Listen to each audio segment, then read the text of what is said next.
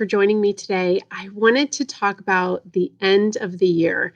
It's the time for most nonprofits that's the busiest, and everybody's getting ready for the holidays. And I wanted to talk about a few tips to help you with your end of year campaigns, especially if you're doing some things online or in conjunction with Giving Tuesday. So, first off, we're almost in November, a couple days left, and it's still not too late to come up with your plans for the holidays, but you got to get started pretty quickly. And here's some tips to help you. I would suggest that you get started with your communications around your holiday appeals and elements that you want to get people to give to during the holidays sometime in early November. It's a great time to start catching people before Thanksgiving to kind of get in front of them with your message and your story. And especially telling stories through maybe participants or the impact that has occurred in your organization over the past year. We all have some really great stories to share, especially through kind of the coronavirus, quarantine, and other elements over the summer. And I know that many of you are really busy kind of into the fall season, but I know you have great stories. And the fastest way to get people to connect with the work that you're doing is by telling those stories. So don't be afraid to highlight somebody. You can even use a fake picture or a fake name if there's any issues with protecting people's identities. But feel free to really tell the story of what you do as an organization through other people. We all connect with stories much more quickly than just copy on a page. So when you're drafting that content for your e-newsletters, your mailed letters, your social media, or anything else in between, please keep that in mind. The other thing is that to kind of help you with all of this is that as you're developing that content, reuse it. Use it for multiple things. As I just mentioned, many of you might be sending out different types of communication, which is great because you can reach your audience in different ways, and many of them don't respond to things all in the same way.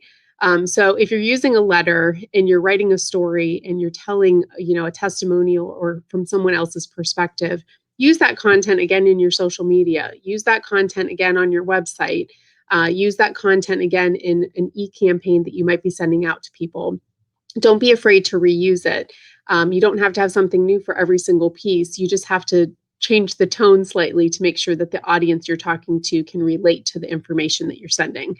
So reuse the information. Also, use the scheduling tools that are available in a lot of different software programs that are around now. So in social media, you can go in and schedule out your Facebook posts. You can schedule out your Twitter posts. You can get on Instagram and or use something like Hootsuite and schedule out your social media for the month of November and December. That kind of takes the weight off your shoulders to have to remember to do it every single week. So get ahead of that and use kind of the first 2 weeks of November to get all of that going and wrapped up. The other thing that you can do with your e-campaigns is the same thing. You can schedule out times for those to go out. And I would say that if you have someone on your team, or if you're one of those people that's wearing many hats, scheduling that into Constant Contact or MailChimp or any one of those programs might be the most beneficial way to use your time effectively. Make sure that regardless of how you're communicating, that there's some kind of call to action. And a lot of people are using, instead of saying donate now or contribute here, they're saying help us build this or help us have a greater impact by clicking here. Not that using the word donate is a bad thing, but it's just something that we're seeing a little bit of a shift in this season as people are asking folks to consider some type of contribution. So don't be afraid to change that up. But you want people to actually be asked. People don't give unless they're asked. So you actually need to ask people and provide some kind of call to action that people can respond to, and make it really easy for them to click on something and donate, so that it's not a hard process. If you think about it, most of us are probably getting a lot of communications on our phones. Many of us are still in front of our computers, but if I'm on my phone and I get some type of communication from an organization I support, I want to be able to click on that link from my phone and make sure that I can fill out the information on the fly and donate and make it really super simple and easy. So just think about that from a customer perspective and a donor perspective. How is it that you want them to feel about the process to contribute to you, and try to make it as easy as possible? So I hope that helps as far as kind of the planning goes.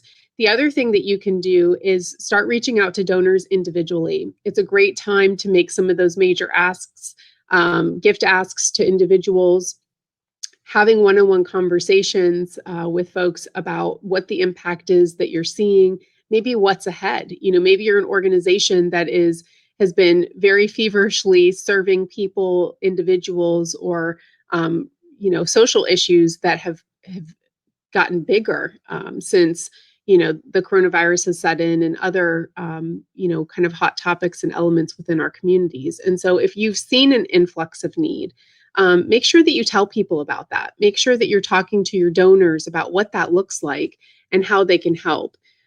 Schedule a personal call with them. I know all of us are on Zoom, and it's been a lot, but that personal call to just check in to see how someone's doing, maybe getting their advice on something that you're challenged with moving forward, or a way that they can engage to address that additional impact or influx that you're seeing within your organization. It's a good time to do that. I would recommend that you try to do that before the beginning of December, just because everybody gets busy, and hopefully people are taking time off to kind of settle from the busyness that we've all experienced at different levels over the number of months. But I think that it's a good time to kind of just reset and be able to connect with people personally because you care, and also let them know about what's happening with your organization. The other thing is you can text. If you have the type of relationship with some of those donors that warrant texting, feel free to do that. Check in on people, and then maybe use that to schedule a call or connect in some way that you can get together and have a deeper conversation. And the third thing I'll let you know about your holiday campaigns is you've got Giving Tuesday coming around the corner.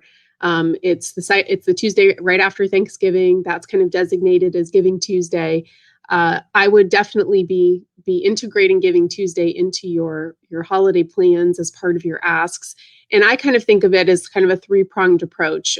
Something that maybe happens in November that is the initial part of your holiday appeals. Many organizations use that time to thank their donors, kind of doing a thankful campaign, and also having some type of ask in there. The second piece is really Giving Tuesday and making sure that people are connecting online and through their social media to give to organizations. And third is that end of year appeal, which is really focused on giving before the end of December, especially for those tax deductions. So the third tip I'll suggest to you is to ask people to share the message. Ask people to share your information on social media to their friends, to get involved with maybe online fundraising campaigns that you have going on. That advocacy is just as powerful as someone making a contribution, because in many cases, it gets your word out to a broader audience. So don't be afraid to ask for help, and ask people to help get the word out. And remember that frequency is a really important part of this, because we all have a lot going on and a lot of things are in front of us all day long. And so the more often that you can reach out and make sure that your message is relevant and impactful, and in front of people, the more likely is that people will engage. So thanks for joining me this week. I hope you have a wonderful weekend, and I look forward to seeing you again. And if you have any additional questions or you need information on our business, you can visit us at www.mymabs, it's mymabs.com, and send us an email, and we'll be happy to respond.